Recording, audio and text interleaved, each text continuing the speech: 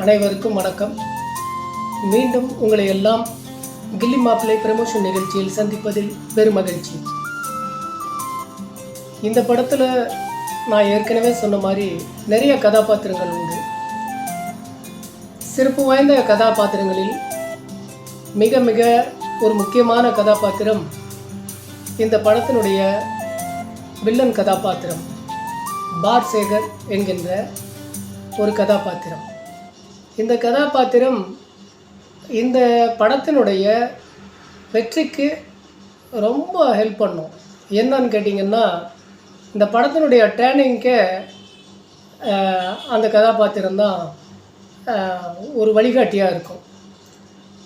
அந்த வகையில் இந்த ஒரு முக்கியமான கதாபாத்திரத்தை யார் பண்ணுறது, யாரை போடலாம் அப்படின்னு நாங்கள் ரொம்ப யோசிச்சுட்டு இருந்தபோது என்னுடைய மைண்டுக்கு வந்தது இருடியம் படத்தில் வில்லனாக நடித்த வீரா அவர்கள் தான். அவரை ஏற்கனவே எனக்கு தெரியும், ஆனால் என்னுடைய படங்களில் அவர் நடித்ததில்லை. இருந்தாலும் அடிக்கடி பேசிகிட்டு இருப்பார். திடீர்னு முடிவான உடனே அவரை கூப்பிட்டோம். சார், இது ஒரு சின்ன படம், இந்த படத்தில் நீங்கள் நடிக்கணும்னு நான் ஆசைப்பட்றேன்.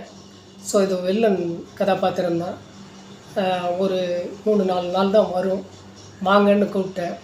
அவர் எந்த வித ஒரு பதிலுமே சொல்லாமல், சார் என்ன சார் நீங்கள் கூப்பிட்றீங்க, நான் கண்டிப்பாக வரேன் சார், நீங்கள் டேட்டு மட்டும் சொல்லுங்கள் அப்படின்னு சொன்னார்.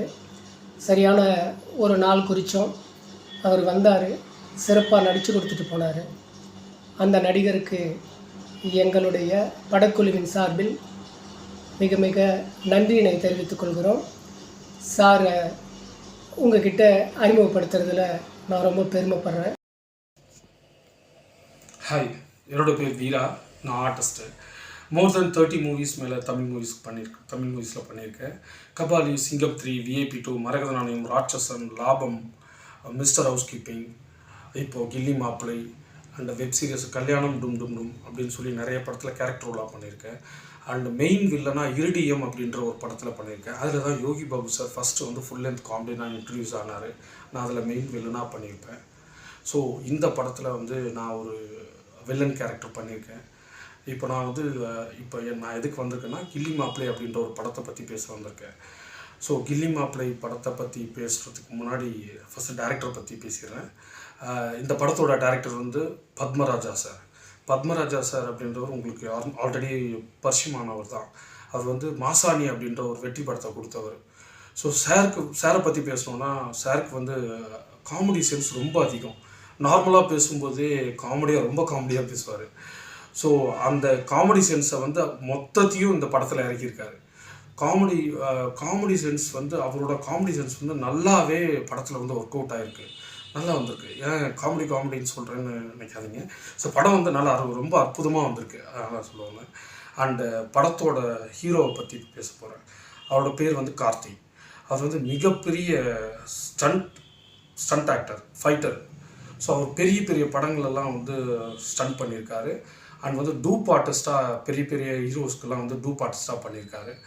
ஸோ அவர் தான் இந்த படத்தோட ஹீரோ வந்து ஆக்சுவலி பார்த்தீங்கன்னா, இதுக்கு முன்னாடி ஸ்டண்ட் ஆர்டிஸ்ட் அப்படின்ற பேரையே தொடச்சிட்டாரு. அந்த அளவுக்கு மிகப்பெரிய பெர்ஃபார்மன்ஸ் கொடுத்துருக்காரு. ஸோ அவரோட ரொமான்ஸ் ஆகட்டும், அவரோட வந்து அந்த கோவத்தை வெளிப்படுத்துறதாகட்டும், காமெடியாக வெளிப்படுத்துறதாகட்டும், எல்லாமே வந்து பயங்கரமாக பெர்ஃபார்ம் பண்ணியிருக்காரு. அவருக்கு ஃப்யூச்சரில் வந்து நிச்சயமாக மிகப்பெரிய ஹீரோவாக வரத்துக்கு எல்லா தகுதியும் இருக்குது. கண்டிப்பாக அவர் வருவார்ன்றது நம்பிக்கை இருக்குது. அண்டு படத்தை பற்றி இன்னும் சொல்லணுன்னா, ஆக்சுவலாக வந்து நான் அதில் வந்து அதான் முன்னாடி ஏற்கனவே சொன்ன மாதிரி நான் வில்லனாக பண்ணியிருக்கேன். அண்ட் அதில் ஒரு ஃபைட் ஹீரோ கூட பண்ணியிருக்கேன். அந்த ஃபைட்டில் தான் அவரோட பெர்ஃபார்மன்ஸ் பார்த்தேன். ஆக்சுவலாக வந்து நான் மிரண்டுட்டேன். பெர்ஃபார்மன்ஸ்னால் அப்படி ஒரு பெர்ஃபார்மன்ஸ்.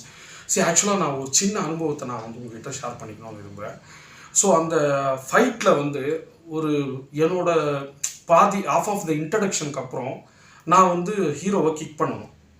ஆக்சுவலாக அந்த சீனுக்கு முன்னாடி வந்து சின்ன மிஸ்கம்யூனிகேஷன், ஒருத்தர் வந்து அந்த சின்ன மிஸ்கம்யூனிகேஷனில் வந்து ஒருத்தர் கிக் பண்ண சொல்லிட்டாங்க, ஒருத்தர் கிக் பண்ணுறதுக்கு முன்னாடி நிறுத்துங்கன்னு சொல்லியிருக்காங்க. ஸோ நான் வந்து என்ன பண்ணேன், ஆக்சுவலாக நார்மலாக வந்து நான் கிக் பண்ணிட்டேன்னா சினிமாட்டிக் கிக் தான், உண்மையான கிக்கில். ஆக்சுவலாக அது வந்து நானே வந்து எல்லாருமே வந்து ஒரு மாதிரி மிரண்டுட்டோம். ஐயோ என்னடா கிக் பண்ணிட்டாரு.